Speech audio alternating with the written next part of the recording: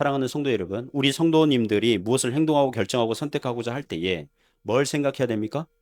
교회의 덕을 생각하시기 바랍니다. 서로 부딪힐 것, 시험 들 것 앞에 두면 안 돼요.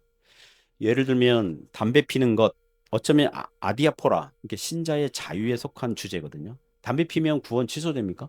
성도님들이 담배를 피는 순간 구원이 연기처럼 사라집니까? 그 구원에 관련된 게 아닌 거거든요. 우리나라 교회는 교회법으로요, 주초금지, 신자들은 주초금지, 1910년대가 20년대가 그 초반에 그렇게 정해버렸습니다. 그 경건주의, 보수주의 전통이 있어요. 이게 구원받느냐 아니냐 이거 관련된 건 아니지만 물론 신약 성경에서 술 취함의 지속적인 것은 불신앙의 그 증거 중에 하나로 얘기합니다. 그러니까 다른 성도들에게 교회에 덕이 안 되는 것은 분명한 거죠. 그러면 우리가 뭐예요? 자신을 절제하여 교회의 덕과 화평을 힘써야 될 줄 믿습니다.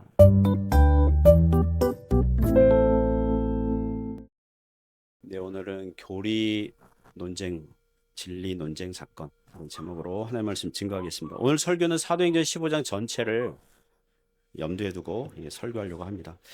이제 최근에 주일에는 사도행전에 나오는 바울의 1차, 2차, 3차 전도 여행 보고 있지 않습니까? 오늘은 2차 전도 여행 첫 번째 시간인데 이 전도 여행에는 속하진 않지만 1차 전도 여행이랑 2차 전도 여행 그 중간에 발생한 사건이거든요. 하지만 이게 1차 전도 여행 여파로 발생한 거고 그리고 2차 전도 여행할 때 이제 성경 본문 배경 지식이 되는 그런 내용들이 있기 때문에 이걸 보고 이제 진행하려고 합니다. 오늘 사건은 2차 전도 여행 가기 전에 수리의 안디옥 교회에서 발생한 이제 사건으로 이제 시작되는데요. 그 역사적으로 이제 첫 번째 교회 공의회, 이제 교회 회의 사건, 예루살렘 공의회가 오늘 15장에서 말씀하고 있습니다. 참여한 교회는 예루살렘 교회 그리고 수리아 안디옥 교회 두 교회 대표자들과 이제 예루살렘 다수의 교인들이 참석했습니다. 이 회의에서 다룬 안건은 소위 구원론에 대한 겁니다. 오늘 성경에 나온 교리 논쟁 사건 통해서 교회가 어떠해야 되고 또 성경 진리를 얼마나 중요하게 여겨야 되는지를 보고자 합니다. 몇 가지 교훈으로 은혜를 나누겠습니다. 첫 번째 교훈은 교회는요, 언제든지 발생하는 이단을 주의해야 한다는 것입니다. 교회 안에서 발생하는 언제든지 발생하는 이단을 주의해야 된다. 1절에서 5절 말씀이 교훈하는데요. 먼저 1절, 2절 같이 읽어보겠습니다. 1절, 2절 읽습니다. 어떤 사람들이 유대로부터 내려와서 형제들을 가르치되 너희가 모세의 법대로 할 일을 받지 아니하면 능히 구원을 받지 못하리라 하니 바울 및 바나바와 그들 사이에 적지 아니한 다툼과 변론이 일어난지라 형제들이 이 문제에 대하여 바울과 바나바와 및 그 중에 몇 사람을 예루살렘에 있는 사도와 장로들에게 보내기로 작정하니라. 아멘. 자, 1절 보니까 어떤 사람들이 어디에서부터 내려왔습니까? 유대로부터. 이 유대는 어디예요? 예루살렘입니다. 그러니까 어떤 사람들이 우리는 예루살렘에서 파견된 성경 교사들이에요. 이러면서 이제 수리 안디옥 교회에서 교인들을 가르친 거죠. 그냥 엉뚱한 거 가르쳤죠. 예. 모세의 법대로 할례를 받지 아니하면 능히 구원을 받지 못하리라. 5절에 보시면 이 사람들이 누구냐면 바리새파 중에 어떤 믿는 사람들이 일어나. 그러니까 바리새파 출신인데 예수님을 믿는 유대인들. 바리새파 출신의 믿는 유대인들. 그러니까 율법주의자들이죠. 24절을 보시면요. 들은즉 우리 가운데서 어떤 사람들이 우리의 지시도 없이 나가서 말로 너희를 괴롭게 하고 마음을 혼란하게 한다 하기로 이렇게 나옵니다. 그래서 이 예루살렘 교회에서 정식으로 성경 교사로 임명된 적이 없는 율법주의자들이 수리 안디옥으로 내려와서 이제 자기들 마음대로 가르치거든. 자기들 잘못된 성경 말씀 이제 가르치기 시작한 거죠. 자, 이 율법주의 신자들의 불만이 뭐냐 하면 당시 여러 지역에서 이방인 신자들이 교회 안으로 들어오고 있는데 가만 보니까 사도들이 그들에게 뭘 요구하지 않아요? 예수님을 믿으려면 뭘 받아야 된다? 할례를 받아야 된다. 요걸 요구해야 되는데 요구하지 않고 그냥 믿는다는 이유로 그냥 세례 주고 교인으로 그냥 받아들이고 있다는 거예요. 그럼 이 사람들이 볼 때 가만 보니까 사도들이 할례도 요구하지 않고 모세율법, 음식법, 안식일법 이런 거 뭐 요구하지도 않고 거기에 화가 났어요. 그래서 1절 후반절에 너희가 모세의 법대로 할례를 받지 아니하면 능히 구원을 받지 못하리라. 이렇게 가르친 것입니다. 실은 이미 사도행전 10장과 11장에 사도 베드로가 이방인 백부장 고넬료 집에 가서 복음을 전했는데 성령께서 고넬료와 그 집안 사람들에게 임합니다. 막 방언하고 막 그랬겠죠. 성령이 임한 그런 사건이 이렇게 두드려졌겠죠. 그러니까 사도 베드로가 뭐 해요? 세례를 줍니다. 세례는 교인으로 정식 교인으로 받아들이는 그런 의식이거든요. 이 소식을 예루살렘 교회의 그 율법주의자들이 듣고 화가 난 겁니다. 아니 할례도 요구를 안 하고 그냥 믿는다고 세례를 준다고? 막 이렇게 막 따지니까 베드로가 내가 복음을 전하니까 이 이방인들에게도 성령께서 우리처럼 성령께서 임하셔서 세례를 준 거다. 내가 누구이기에 하나님께서 하시는 일을 내가 막을 수 있느냐? 그러면서 그 변론한 적이 있거든요. 그래서 교회 내 반발을 잠재운 적이 있었는데 교회 내에서 그런 문제가 해결된 줄 알았는데 여전히 해결되지 않고 오히려 더 세력을 확대하고 있었던 거죠. 오늘날 이단들의 특징이 뭔지 아세요? 기존 교회에서 정통 교회에서 어떤 사람의 이 가르치는 게 성경적이지 않아요. 그래서 지적하잖아요. 그 바꾸셔야 됩니다. 그거 굉장히 위험합니다. 바꾸셔야 돼요. 이렇게 하면 겸손하게 회개하고 바꾸는 게 아니라 자신들의 주장이 더 성경적이라고 그러면서 자신들의 주장을 끝까지 밀고 가니 그래서 뭐가 돼요? 이단이 되는 겁니다. 그런 경우가 있거든요. 신천지 교주는 자기가 성경 1만 번 읽었다 하잖아요. 대한민국 어느 목사님들보다 자기가 성경 잘한다 그러면서 자기가 말하는 게 진짜라고 그러고 자기를 보혜사 성령이라고 삼위일체 중에 한 자기가 하나님이라고 영생하는 자라고 막 그렇게 주장하는데 많은 사람들이 막 거기 따라가잖아요. 제가 부교육자 시절에 그 청년부가 1부, 2부, 나이 많은 청년부, 나이 적은 청년부, 제가 나이 적은 이 청년부 그 담당하고 있었는데 그 나이 적은 청년부 회장과 부회장이 그 만민중앙교회 그 이재록 씨에게 빠져가지고 교회를 떠난 사건이 있었습니다. 나중에 그 부회장은 부모가 교회 다니고 있었기 때문에 남았는데 이제 저랑 성경 공부도 하고 또 임원 역할도 하고 그랬거든요. 그런데 알고 보니 날마다 이재록 씨 그 설교 테이프 들으면서 막 은혜 받고 이재록 씨가 이런 주장이 있거든요. 오늘날에도 교회 안에서 기적이 일어나야 된다 그러면서 아픈 사람 막 안수해서 고치고 막 그렇게 광고하고 있고 또 자기를 막 하나님이라고 죽게 세우고 있는데도 거기에 한번 마음을 빼앗기니까 돌이키기가 어렵더라고요. 그렇게 몇 형제를 이단으로 빼앗긴 그런 사건이 있었습니다. 이 본문으로 돌아와서 바울과 바나바가 가만히 있을 수가 없죠. 왜냐하면 수리 안디옥 교회는 유대인 신자들이랑 이방인 신자들이 같이 이렇게 섞여 있거든요. 이게 교회가 쪼개질 그 위험도 있고 그렇잖아요. 할례를 받아야 되나? 할례를 행하라. 이거 구약 성경에 나와 있잖아요. 이거 하나의 말씀인데 지켜야 되는 거 아닌가? 그 신구약에 이 무엇이 바뀌었는지 무엇이 중단되었는지 이걸 분별 못하는 사람들이 거기에 혹하고 그러니까 그 바울과 바나바가 이제 그들과 이 적지 않은 다툼과 변론이 일어난 것입니다. 그래서 수리 안디옥 교회 지도자들은 어떤 결정 내렸습니까? 바울과 바나바를 예루살렘에 있는 사도와 장로들에게 보내어서 이 문제에 대해서 회의를 하고 결정을 내리고자 한 것입니다. 수리 안디옥 교회의 염려는 뭐냐 하면 혹시 예루살렘의 사도와 장로들이 이 사람들 보냈나? 같은 입장인가? 할례를 구원의 조건으로 내세운단 말이야?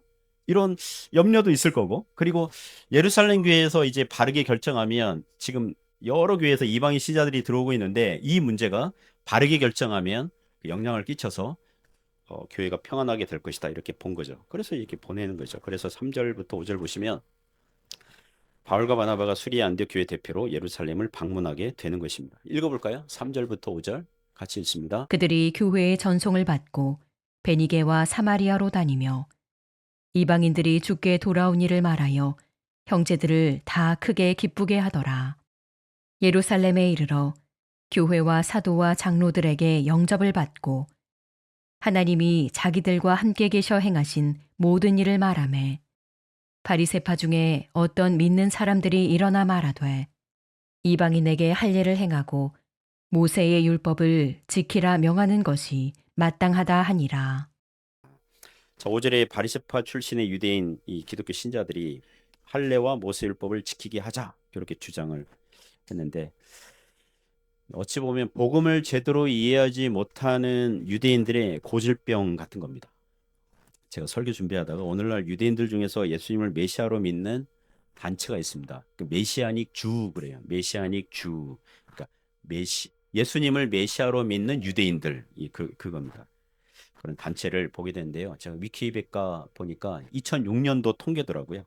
미국에서 이 메시아니 주 그룹이요.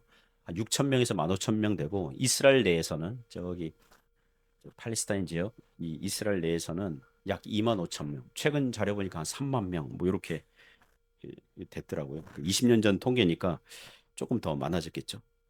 처음에는 제가 유대인들인데 이스라엘 사람들인데 예수님을 메시아로 그리스도로 믿는다고? 그러면서 되게 호감을 갖고 우리 편인가? 이렇게 살펴봤더니 오늘 성경에 나오는 바리새파 율법주의자들의 주장과 비슷한 걸 보고 깜짝 놀랐습니다.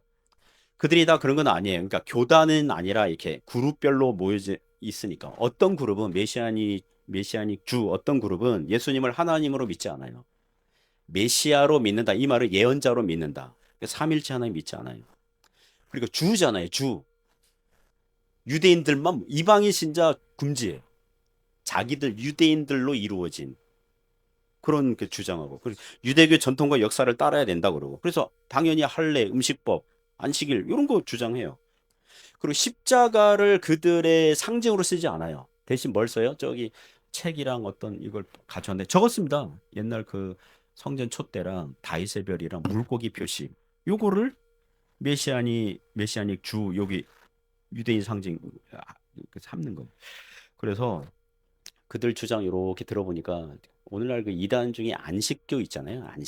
안식교가 구약 성경도 따라야 된다 그러면서 뭐 음식법이랑 뭐 또 토요일 날 안식일 지키고 막 그렇게 하잖아요. 유대인 안식교 같다. 예, 한 안식교랑 한 80% 비슷한 것 같다. 뭐 그런 생각이 됐습니다. 또 그 이후 어떤 기사들 보니까 이게 이스라엘에서 대법원까지 올라가서 이 메시아닉 주 그룹을 유대인으로 받아들이냐 말아야 되냐 이렇게 이스라엘 본토에서 대법원까지 올라갔는데 아니다. 유대인 종교랑 다르다. 메시아닉 주 이 유대인 종교랑 다르다. 그러니까 유대교에서도 인정하지 않아요. 그러니까 이 그리고 메시아닉 주 그룹은 이방인들이 있는 기독교와 다르다. 자기들은 그렇게 주장하니까 어디 중간 사이에 있습니까? 유대교와 기독교 중간 어디쯤에 있는 제가 보기에는 이단 그룹으로 봅니다. 또 어떤 데는 뭐 또 삼일체 믿는다 그러면 뭐 한다 그러는데 그러니까 유대교와 기독교 중간 어디에 있는 이단 그룹으로 봅니다. 복음서에 보면 예수님께서 이런 말씀하시잖아요. 새술은 새 부대에 담가야 된다. 새술은 기독교 복음입니다. 새 부대에는 뭡니까? 그 양이나 염소 가죽으로 이렇게 그 포도주 그 만들잖아요. 그죠? 만들지 않습니까? 새 부대는 신축성, 탄력성, 유연해요. 그래서 포도주 담아도 그 안에서 이제 숙성이 되면서 뭡니까? 가스가 발생해도 이게 부풀어 오르지만 이게 신축성, 탄력성이 있으니까 담아내요. 그런데 험부대 옛날 낡은 가죽 부대는 어떻습니까? 이미 부풀어 올 대로 부풀어서 한번 사용했기 때문에 딱딱하고 경직하다고요. 그 새술이 들어가면 새술이 부풀어 오르게 되잖아요. 이산화탄소 발생시키고 막 가스가 이게 부풀어 오르게 하잖아요. 그러면 어떻게 돼요? 낡은 가죽 부대는 터져버리고 마는 것입니다. 본문에 나온 바리새파 유대인 신자들이 그렇고 오늘날 메시아닉 주도 그렇고 새술을 낡은 가죽 부대에 집어넣으려는 행태와 같다는 것입니다. 그러므로 사랑하는 성도 여러분, 교회 안에서 악한 사단이 거짓 교사들을 일으키고 교만하여 이 정해진 말씀의 선을 넘어가는 이단들을 발생시키고 있어요. 그러므로 우리는 어떻게 해야 됩니까? 영적으로 깨어 돌아봐야 될 줄 믿습니다. 말씀을 잘 붙들고 있습니까? 진리 안에 있습니까? 하나님의 은혜의 자리에 있습니까? 그것을 주의 깊게 돌아보시는 그런 은혜가 있기를 축복합니다. 두 번째 교훈은 주 예수의 은혜로 받는 구원을 확실하게 믿으라는 것입니다. 구원론을 확실하게 믿어야 된다. 6절에서 18절 말씀이 교훈하는데요. 회의 때 베드로의 발언을 보겠습니다. 베드로가 발언합니다. 우리가 읽진 않았지만 6절부터 11절 같이 읽습니다. 시작. 사도와 장로들이 이 일을 의논하러 모여 많은 변론이 있은 후에 베드로가 일어나 말하되 형제들아 너희도 알거니와 하나님이 이방인들로 내 입에서 복음의 말씀을 들어 믿게 하시려고 오래전부터 너희 가운데서 나를 택하시고 또 마음을 아시는 하나님이 우리에게와 같이 그들에게도 성령을 주어 증언하시고 믿음으로 그들의 마음을 깨끗이 하사 그들이나 우리나 차별하지 아니하셨느니라. 그런데 지금 너희가 어찌하여 하나님을 시험하여 우리 조상과 우리도 능히 매지 못하던 멍에를 제자들의 목에 두려느냐. 그러나 우리는 그들이 우리와 동일하게 주 예수의 은혜로 구원받는 줄을 믿노라 하니라. 아멘. 자, 요약하면 이 말씀 요약하면 7절에 베드로는 자신의 사도의 권위를 주장하죠. 그죠? 하나님께서 이방인들로 복음 듣도록 나를 베드로를 택했다 이거죠. 자기 입에서 나오는 것은 복음의 말씀이라는 거예요. 그러니까 사도와 같은 말을 하면 정통이고요. 다른 말을 하면 베드로와 다른 말을 하면 이단이 되는 것입니다. 다른 복음이 되는 거예요. 그러니까 사도의 말씀과 사도들이 전해주는 교훈과 같냐 다르냐 이게 이단 분별의 하나의 기준이 되고요. 8절 9절은 베드로가 사도행전 10장에서 고넬료 이방인 백부장 고넬료 집안에서 경험한 거를 언급하는 거고요. 그러면서 하나님께서 유대인이나 이방인이나 차별하지 않고 성령을 주시더라. 믿음으로 마음을 깨끗하게 하시더라. 근데 10절에서 그런데 왜 하나님께서 이 구원의 방식 하나님께서 우리에게 주신 구원의 방식 예수님을 믿는 자에게 성령을 주시는 이 구원의 방식을 날려버리고 그거를 제끼고 우리 조상과 우리도 능히 맺지 못하던 멍에를 이 멍에가 뭐예요? 율법 순종을 구원의 조건 자격 공로로 두는 행위 할례나 이 유대인 어떤 제사법이나 음식법이나 이거를 그 구원의 조건 자격으로 두는 이 행위 이걸 왜 하려느냐. 그래서 11절 결론이 뭡니까? 그러나 우리는 그들이 우리와 동일하게 구원의 방법은 차별이 없다는 거죠. 무엇으로 구원받는 줄 믿노라? 주 예수의 은혜로 구원받는 줄을 믿노라.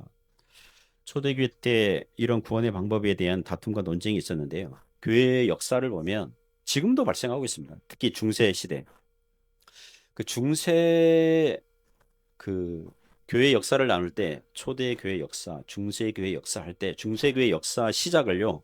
그 소로마 제국이 그 AD 476년 발생했잖아요. 거기를 시작점으로 보는 학자들도 있고요. AD 500년에 그 교황 중에 그 그레고리우스 1세 이 교황이 AD 500년에 있었는데 아주 그러니까 오늘날 카톨릭 교황다운 첫 번째 교황 이제 그게 한 AD 500년인데 거기로 이제 보는 분들도 있거든요. 이게 시작점에 논쟁점이 있지만 종교개혁이 1517년 10월 31일 마틴 루터가 비텐베르그 성당 그 대학 교수였잖아요. 신학교 교수였는데 그 면죄부 또는 면벌부 그 그거에 대한 논쟁하자 이 게시판에 딱 붙인 그 사건. 그러니까 약 중세 시대를 1000년으로 보거든요. 1000년 동안 이게 빌드업된 거 있잖아요. 서서히 쌓아올린 이 잘못된 구원의 방법을 종교개혁 개혁자들이 5대 강령으로 이렇게 주장을 한 게 있죠. 오직 성경, 오직 그리스도, 오직 은혜, 오직 믿음, 오직 하나님께 영광, 오직 성경. 카톨릭 그 중세 시대에는 교황과 추기경들의 종교 회의의 결정, 교회 전통 그거를 성경과 동일한 권위를 놓으니까 우리는 성경이 이렇게 말씀했습니다. 그런데 거기서는 교황이요 18세기 19세기 때 성모 마리아를요 무죄 그러니까 죄 없이 태어났어요. 마리아도 죽었는데 부활을 시켰어요. 교황의 그냥 교시로 그냥 우리 성경과 다릅니다. 그러는데 성경을 사람들이 결정했기 때문에 뭐 하면 뭐 그런 식으로 하기 때문에 우리는 오직 성경, 오직 그리스도. 우리는 유일한 중보자 그리스도죠. 카톨릭은요 성모 마리아에게도 기도할 수 있고 여러 성인들에게도 기도할 수 있고 중보자가 여럿이에요. 오직 그리스도, 오직 은혜와 오직 믿음. 우리는 오직 예수님을 믿음으로. 그런데 카톨릭은 세례 자체가 구원의 효력이 있다. 또는 뭐 보석행위, 뭐 죄를 지으면 자기가 하나님의 은혜 더하기 사람의 뭐 순종, 공로 이런 걸로도 뭐 구원받는다. 이렇게 하니까 우리는 오직 은혜, 오직 믿음, 오직 하나님께 영광. 카톨릭은 교황에게 절대적 순종이고 충성, 순종 막 이런 거 하잖아요. 우리는 하나님께 영광. 이런 걸 강조했거든요. 그러면서 오직 믿음으로 또 믿음은 하나님께서 주신 것이니까 오직 주 예수님의 은혜로 구원받는 줄 믿습니다. 우리의 고백이 이 베드로의 이 설교, 변론, 이 설득, 이 동일한 거죠. 그래서 이제 본문으로 돌아와서 우리가 읽지 않았지만 12절 보시니까 온 무리가 가만히 있어. 베드로 설교한 다음에 온 무리가 침묵해요. 잠잠해요. 베드로의 말이 먹힌 거죠. 베드로의 설교와 변론이 설득이 된 거죠. 그리고 이제 베드로의 말을 이어서 장로 야고보가 그 이런 말을 합니다. 그 15절부터 18절에 야고보의 말이에요. 장로 야고보, 예수님의 동생, 그 예루살렘 교회에 이때 예루살렘 공의회 의장격으로 활동한 야고보의 말입니다. 15절부터 18절까지 같이 읽습니다. 선지자들의 말씀이 이와 일치하도다. 기록된 바 이후에 내가 돌아와서 다윗의 무너진 장막을 다시 지으며 또 그 허물어진 것을 다시 지어 일으키리니 이는 그 남은 사람들과 내 이름으로 일컬음을 받는 모든 이방인들로 주를 찾게 하려 함이라 하셨으니 즉 예로부터 이것을 알게 하시는 주의 말씀이라 함과 같으니라. 네. 그 장로 야고보의 의도는 뭐냐면 방금 베드로가 말한 것은 이미 구약 선지자들이 예언한 거다. 구약 선지자들의 말과 그리고 오늘날 베드로랑 우리 사도들이 말하는 것과 같다. 바울과 바나바도 같은 것을 말하고 있다. 그거거든요. 오직 주 예수의 은혜로, 오직 성경의 권위, 믿음의 방법, 오직 그리스도, 유일한 중보자 되심, 그리고 오직 하나님의 영광을 위한 목적으로 구원을 받는 줄 믿습니다. 그러니까 이 유대인들에게 우리와 우리 조상들도 매지 못하던 멍에를 왜 두려워하느냐 이제 책망하면서 얘기하는 거죠. 초대교회의 역사를 보면 4개의 키워드가 있습니다. 복음 전도, 핍박, 교회 회의, 그리고 이단이에요. 이단. 오늘 본문 사도행전 시대에도 복음 전파가 될수록 수많은 박해와 핍박을 받았지만 로마 제국이 핍박했지만 나중에는 AD 392년입니까? 그 테오도시우스 1세 로마 황제 때 그때 기독교를 로마가 이제 국교화 받아들이기까지 가잖아요. 가지 않습니까? 그 와간에 그럼에도 불구하고 교회 내부에 뭐가 발생합니까? 막 그 외부는 그렇게 복음 전파되고 핍박 이겨내고 막 그렇게 하지만 교회 내부에서 뭐가 발생해요? 이단이 발생하는 것입니다. 이단이 발생합니다.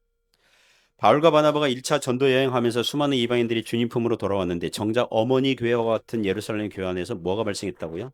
이 중요한 구원론에 대해서 율법주의 이단 다른 복음이 발생한 것입니다. 이와 같은 일들이 교회 역사 속에서 수시로 일어났고 지금도 일어나고 있는 것입니다. 제가 선교사님 한번 소개해 드릴게요.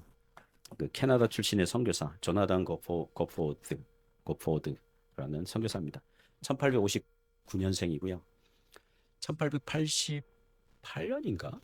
그때 중국 그 하남성으로 이렇게 왔다 그러더니 28, 9? 뭐 이때 그죠? 86년, 1886년 또 88년 왔다 뭐 그런 20대 중후반에 예, 그 하남성의 최초의 선교사예요. 이분이 캐나다 출신. 그 안전한 선교사 가옥에 머물지 않고 이 중국인들이 사는 거리, 시장통, 광장에 나와서 복음을 전합니다. 1900년도에 중국에서 의화단 사건이 일어납니다. 부청멸양, 청나라를 돕고 양놈들을 멸하자. 그래서 수많은 중국에 수많은 이 서양 선교사들이 죽임을 당하고 이래요. 이때 이분도 칼 막 머리랑 뭐 옆구리 쪽에 칼 맞고 막 죽을 고비 넘기고 막 이런 했습니다. 의화단 사건 끝나고 다시 이 허난성으로 돌아와서 사역을 하고 또 만주교회 초청을 받아가지고 거기서 설교하고 그래서 1908년에 만주교회가 이 대각성 운동 1904년 웨일즈 대각성, 1907년 평양 대각성과 비슷한 이 대각성 운동이 이 만주 땅에 일어났다고 합니다. 이분은 11명의 자녀들을 낳았는데 그 중에 5명을 어릴 때 잃었습니다. 그래서 중국 땅에 묻고 말년에는 두 눈의 시력을 잃었지만 설교 사역을 하다가 77세에 이제 부르심 받고 주임 나라로 갔습니다. 이분 전계를 읽는데 그의 편지에 이런 내용 나옵니다. 중국 선교하다가 본국 캐나다로 이렇게 가서 캐나다에서도 선교 보고하고 선교사들을 이렇게 이렇게 동기부여하면서 이렇게 그런 사역을 왔다 갔다 하면서 하는데 하다 보니까 중국 교회들은 물론 이제 공산화 되기 전에 고난과 핍박 중에도 중국 교회들은 성장하거든요. 핍박 속에서도 박해를 받으면서도 막 성장하고 막 그래요. 근데 자기 본국에 갈수록 이렇게 왔다 갔다 할까 합니까? 시간 갈수록 캐나다는 기독교 국가와 같았던 이 캐나다는 선교사를 파송했던 이 캐나다 교회들은 이 신학적으로 자유주의화가 되고 보수주의 신앙을 잃고 약하고 타락하게 된 것을 봤다는 거예요. 그래서 이분의 그 노년의 그 편지 내용 중에 이런 게 있습니다. 이제는 중국을 선교할 게 아니라 도리어 캐나다로 돌아가서 캐나다를 선교할 시대가 왔도다. 이렇게 개탄하는 그런 글을 쓴 그런 내용을 본 적이 있습니다. 제가 말씀드리고 싶은 것은 이 세상에서요, 안전한 교회는 없다는 것입니다. 악한 마귀가 이단들의 쓴뿌리를 심고 진리와 본질에서 벗어나게 해서 교회를 혼란스럽게 만들고 주님께서 주신 복음, 전도, 영혼 구원의 목적에서 벗어나도록 얼마든지 그렇게 할 수 있다는 것입니다. 그러므로 이 복음 진리를, 구원의 이 진리의 말씀을 견고하게 붙잡는 저와 여러분 되시기를 축복합니다. 세 번째 교훈은 교회의 덕을 위하라는 것입니다. 22절부터 29절에서 교훈합니다. 이 예루살렘 공의회에서 최종적으로 두 가지를 결정합니다. 첫 번째는 예루살렘 교회 정식 성경 교사들을 파견합니다. 22절 보시면 22절만 같이 읽겠습니다. 이에 사도와 장로와 온 교회가 그 중에서 사람들을 택하여 바울과 바나바와 함께 안디옥으로 보내기를 결정하니 곧 형제 중에 인도자인 바사바라 하는 유다와 실라더라. 자, 이제는 예루살렘 교회 그 사도들과 장로들이 파견하지도 않은 지들이 그냥 마음대로 가서 이 거짓 이런 다른 복음을 이단 그 교훈을 했던 이런 사람들이 있었는데 혼란스럽게 했는데 그들 아니고 이제 정식으로 임명한 성경 교사들 이게 어지러운 예루살렘 교회에서 왔다고 하는 사람들이 지들 맘대로 나가서 막 어지럽힌 일들을 이제 이제 수습 해결 그런 그 교회법에 보면요 한국의 노회나 총회 보면은 그 전권 수습 위원 뭐 이런 게 있습니다. 가서 어지러운 교회 가서 이제 바로 잡는 뭐 그런 위원들 이제 두 명을 이제 해서 이렇게 가는 거죠. 두 번째는 성도의 교제를 위한 규례들을 이제 정한 것입니다. 28절, 29절에 나오는데요. 28절, 29절 같이 읽습니다. 성령과 우리는 이 요긴한 것들 외에는 아무 짐도 너희에게 지우지 아니하는 것이 옳은 줄 알았노니 우상의 제물과 피와 목매어 죽인 것과 음행을 멀리할지니라. 이에 스스로 삼가면 잘 되리라. 평안함을 원하노라 하였더라. 자, 이 네 가지 사항을 이방인 신자들에게 권합니다. 이방인 신자. 제가 이 15장 보니까 이슈가 이걸 정리한 게 있더라고요. 이방인들이 율법을 지켜야 됩니까? 그래서 사도들이 내린 결론, 우상점을 목매 죽인 거, 피를 멀리하고 또 음행, 그걸 멀리해라 이렇게 나오는데요. 이거는요. 예를 들면 우상제물 먹으면 우상제물은 우상신전에 바쳐진 고기를 얘기합니다. 또는 우상신전에 갔다가 시장에 이렇게 유통되고 있는 고기. 우상제물을 먹으면 구원이 취소돼요? 아닙니다. 구원과 상관없어요. 목매어 죽인 것. 이거 가축 그 유대인들은 뭡니까? 이렇게 피를 내잖아요. 피 다 제거한 다음에 먹는 거잖아요. 그러니까 가축을 질식사시키면 이 가축 안에 뭐가 남아 있습니까? 피가 남아 있습니다. 그러니까 유대인들이 평소 하지 않는 그런 방식으로 죽인 거. 그거 먹지 말라는 거예요. 자, 이거 먹으면 구원이 취소돼요? 아닙니다. 피를 멀리해라. 이게 같은 거죠. 목매어 죽인 거, 피 이거 같이 연결되어 있는 거죠. 그렇잖아요. 그러니까 이것은 이방인 신자들과 유대인 신자들이 큰 분쟁 없이 화평을 이루며 살 수 있도록 하는 목적에서 준 거예요. 그렇게 해서 준 겁니다. 우상 제물을 멀리해라. 요거는 나중에 고린도전서 8장 가면요. 믿음이 약한, 그러니까 기독교 지식이 충분하지 않은 예를 들면 초신자와 같은 사람들이 교회를 오래 다닌 사람이 우상 신전에 가서 뭐 고기 먹고 오고 그러면 저 우상 숭배인데 이렇게 생각하는 우상에게 드려진 고기 먹는 것도 우상 숭배 아닌가? 이렇게 양심이 약한, 그죠? 예민한 그런 양심이 예민하고 또 시험에 들기 쉬운 그런 신자들을 위해서 뭐 하지 말라? 고기 먹지 말라. 그렇게 나옵니다. 바울은 너 고기 안 먹겠다 그래요. 그렇게 시험에 빠지는 그런 성도들이 있으면 이제 그렇게 될 거고요. 둘째의 피를 멀리해라. 그리고 뭐 목매어 죽인 거 이런 거 이렇게 피에 관련된 거니까 그 하지 말라. 오늘날 그 이스라엘에서는 코셔 푸드라 그래가지고 피를 다 제거한 것들 그런 거 하거든요. 자, 상상을 한다면 자, 우리 이방 지역의 교회에서 남전도의 식사 모임을 지역 식당에 가서 식사한다고 합시다. 그 이방인 남전도의 회원 10명이 식당에 갔습니다. 5명은 이방인 신자들, 그 5명은 유대인 신자들이에요. 그 음식점 가가지고 주문하면 안 되는 메뉴들이 있죠.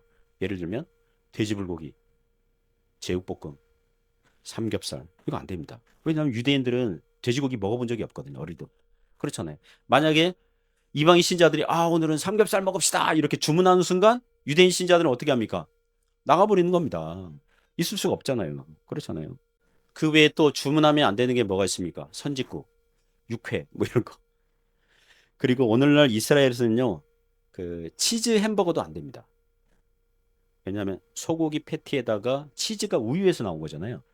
그 모세 율법에 보면 어미젖에 염소 새끼를 삶지 말라 이거 있거든요. 그러니까 같이 먹으면 안 돼요. 고기랑 우유랑 같이 먹으면 안 돼요. 제가 그걸 더 검색을 해보니까 그러면 고기를 먹은 다음에 몇 시간 후에 우유를 먹어도 됩니까? 이런 거 이 바리새파처럼 팍 따지고 하는 어떤 판은 3시간, 어떤 판은 5시간 막 이렇게 하더라고요. 그래서 어쨌든 그런 것도 주문하면 안 되겠죠. 그죠? 그 이방인 신자들이 유대인 신자들을 비난하면서 신약 시대에는 음식법이 폐지됐으니까 먹어도 된다. 삼겹살, 육회, 치즈버거 먹자. 이렇게 하는 순간 유대인 신자들은 자기들의 뭐랄까 어떤 관습, 어떤 전통, 지켜왔던 것도 이게 무시당한다고 생각해서 뭡니까? 하나가 될 수가 없죠. 그렇잖아요. 하나가 될 수 없죠. 나중에 로마서 14장에 가면요. 로마 교회가 다수의 이방인 신자들과 소수의 유대인 신자들로 이루어진 교회라고 추정하잖아요. 그죠? 실제로 그 로마 교회 안에서 문제가 발생합니다. 이런 먹는 문제. 그래서 이방인 신자들이 유대인 신자들 보니까 아직도 유대 전통과 관습에 매여 있는 유대인 신자들을 비난하면서 유대인 신자들은 어려서부터 뭐 할례 받고 먹는 음식 소, 양, 염소 이것만 먹고 돼지고기 아직도 못 먹고 이러니까 믿음이 약하다고 비난한 겁니다. 그래서 문제가 발생한 거예요. 이에 사도 바울은 그 로마서 14장에서 뭐라고 얘기합니까? 유대인들이 구원의 조건으로 모세 율법을 내세우지 않고 단지 자신들의 문화, 관습, 전통으로 할례를 받거나 더 이상 종교적인 의미가 아니라 어떤 그 사람들의 어떤 문화, 관습 뭐 이런 거 있잖아요. 그렇게 한다면 또 소, 양, 염소 이런 것만 먹는다면 고기를 먹을 때 그건 먹는다면 그거를 어떻게 하라 그래요? 믿음이 강한 자들은 믿음이 약한 자들의 의심을 비난하지 말고 용납해 줘라. 이렇게 하거든요. 그래서 하나님의 나라는 먹고 마시는 것에 있는 게 아니라 그러니까 교회에서 음식 하찮은 음식 그런 거 가지고 다투지 말고 성령 안에서 의와 평강과 희락이라 신앙의 본질을 추구하라 이런 말씀을 하게 됩니다. 그리고 마지막 권면은 음행을 멀리하라. 당시 유대인 신자들이 볼 때 이방인들이 음행이 만성적으로 퍼져 있었던 것 같습니다. 우상 신전에 창기들이 있었고 우상 신전에 가서 고기 먹는다 그러면 벌써 그 음행의 유혹들이 있었을 것 같고 이방인 그 사회 전반에 음행의 유혹들이 있었다는 것입니다. 그러니까 한국 교회 초기 역사, 선교 초기 역사 보면 서양 선교사들이 와 보니까 한국에는 뭐가 있습니까? 그러니까 정실 부인이 아들을 낳지 못하면 누구를 데려와요? 첩을 데려옵니다. 축첩 제도가 있는 거예요. 그죠? 그래서 또 아들이 있다 그래도 뭐 첩 문화가 있는 거예요. 그 칠거지약 중에 칠거지약 조선시대에 여기 칠거지약 중에 그 중에 하나가 뭐냐 하면 질투 금지예요. 그리고 왜 질투 금지가 있을까 보니까 축첩 제도가 있으니까 그렇잖아요. 첫째 부인인데 막 남편이 막 둘째, 셋째 막 부인들을 막 데려오니까 그래서 야, 참 이게 남성 중심 그거. 그런데 서양 선교사들이 한국 교회법으로요. 축첩 제도 금지, 축첩 금지. 모든 성도들은 축첩 금지. 첩 드리지 말라. 일부일처다. 딱 해버렸습니다. 그 비슷한 시기에 인도에 왔던 서양 선교사들은 그냥 넘어갔습니다. 인도에 그런 축첩 제도가 있었는데 넘어갔고 한국은 금지 시켜버렸어요. 그래서 실제 초기 역사에 이런 게 있습니다. 교회 안에 믿음이 좋은 형제가 있는데 예전에는 어렸을 때 그냥 이 양가 부모님들의 그것으로 그냥 결혼하잖아요. 결혼해 보니까 자기보다 나이도 막 3살, 4살 많아요. 그래서 하다가 이제 첩을 드렸는데 이제 첩과는 진짜 사랑, 둘째 부인과는 진짜 사랑하는 하여튼 그 형제의 말로는 하게 된 거죠. 근데 이 형제가 믿음이 생기고 이제 장로 임직을 받느냐 마느냐 이제 그런 면접 그 서양 선교사님들과 면접 볼 때에 어떻게 보면 믿음이 제일 좋은 형제거든요. 아주 신앙이 좋고 재력도 있고 막 그랬는데 서양 선교사들이 그랬습니다. 첩을 내보내고 첫 번째 부인과 살아라. 이렇게 그렇게. 근데 이 형제는 뭐예요? 버릴 수가 없는 거예요. 첩도 버릴 수가 없는 거예요. 또 첩업이 또 첩 사이에 또 자식들도 있고 하니까 이렇게 책임지고 해야 되고 이러니까. 자, 그래서 선교사들이 어떻게 했을까요? 장로집분 그 사람 그 형제에게 줬을까요? 안 줬을까요? 그 사람 믿음이 제일 좋은 형제예요. 줬을까요? 안 줬을까요? 안 줬습니다. 그래서 이게요. 선한 영향력이 돼서 한국에서 한국 사회에서 축첩 제도가 점점 사라지게 하는 그런 그 영향 중에 하나라고 봅니다. 그러니까 교회가 무엇을 결정하고 선택하고자 할 때에 무엇을 위해야 한다고요? 교회의 덕을 위해야 될 줄 믿습니다. 사랑하는 성도 여러분, 우리 성도님들이 무엇을 행동하고 결정하고 선택하고자 할 때에 뭘 생각해야 됩니까? 교회의 덕을 생각하시기 바랍니다. 서로 부딪힐 것, 시험 들 것 앞에 두면 안 돼요. 예를 들면 담배 피는 것, 어쩌면 아디아포라, 이게 신자의 자유에 속한 주제거든요. 담배 피면 구원 취소됩니까? 성도님들이 담배를 피는 순간 구원이 연기처럼 사라집니까? 그 구원에 관련된 게 아닌 거거든요. 덕에 관련된 거잖아요. 제가 되게 존경하는 영국 목사님 설교를 정말 20세기 가장 설교를 잘하신다는 목사님 뭐 그런 뭐 스토리 이런 거 이렇게 읽고 있는데 깜짝 놀랐습니다. 꼴초였대요. 그러니까 믿기 전에 꼴초가 아니라 영국 목사님들은 이 담배 피는 게 그냥 문화였다는 거예요. 실제로 그 책에 나옵니다. 설교 준비하다가 안 풀려가지고 아까 꽁초를 버린 휴지통 뒤지는 자기 모습 보고 그 후로는 절제했다. 뭐 이런 거 보면서 내가 깜짝 놀랐어요. 여러분은 별로 안 놀라시네요. 그리고 종교개혁을 일으킨 마틴 루터 그 신학교 교수였고 학생들이 그 마틴 루터 집에 많이 오고 또 수많은 종교개혁자니까 많은 사람들이 오고 또 가난한 사람들이 많잖아요. 가난한. 그래서 사모님이 그 섬기려고 그 수녀 출신이잖아요. 뭐 했을까요? 집안의 한쪽 그거를 양조장으로 이렇게 만들어 가지고 질 좋은 맥주를 양조장을 만들어서 남편의 사역을 돕고 신학생들이 식사와 사택을 방문하는 가난한 사람들을 도왔다고 그럽니다. 제가 그걸 읽고 있는데 제 눈을 의심했어요. 그래서 사모님이 만든 그 술이 질량이 좋아가지고 그 지역의 제후 프레드릭 3세인가 그 왕이 좋아해가지고 정기적으로 왕궁에도 납품하고 뭐 그럴 정도로 오늘날 독일 교회가 이 맥주 요걸 굉장히 그 관대하거든요. 그러나 우리나라 교회는 교회법으로요 주초 금지 신자들은 주초 금지 1910년대가 20년대가 그 초반에 그렇게 정해버렸습니다. 그 경건주의 보수주의 전통이 있어요. 만일 제가 이 리르 백화점 여기 슈퍼 2층에 가가지고 매일 고량주랑 맥주랑 와인 사가지고 집에 가서 밤마다 술을 마시고 술 취한 채 또 담배도 피면서 성경 연구하고 네? 술 취한 채로 막 담배 물고 막 아내랑 맞담배 피고 막 이러면서 그렇게 하면서 설교 준비하고 이러면 여러분 상상만 해도 시험 들어요 안 들어요? 시험 상상만 해도 시험 들거든요. 우리나라 전통은 이게 아니라는 거예요. 이거 아닌 거예요. 영국 따라가면 안 되고 독일 따라가면 안 되는 거예요. 이게 구원받느냐 아니냐 이거 관련된 건 아니지만 물론 신약 성경에서 술 취함의 지속적인 것은 불신앙의 그 증거 중에 하나로 얘기합니다. 그러니까 다른 성도들에게 교회에 덕이 안 되는 것은 분명한 거죠. 그러면 우리가 뭐예요? 자신을 절제하여 교회의 덕과 화평을 힘써야 될 줄 믿습니다. 말씀을 맺습니다. 오늘날 어느 나라 교회가 먼저 복음을 받아들이고 다른 나라의 선교사로 파송하였다 하더라도 파송한 교회가 그 본국 교회가 얼마든지 이단이 발생할 수 있고요. 그러므로 영적으로 깨어 돌아봐야 되는 거죠.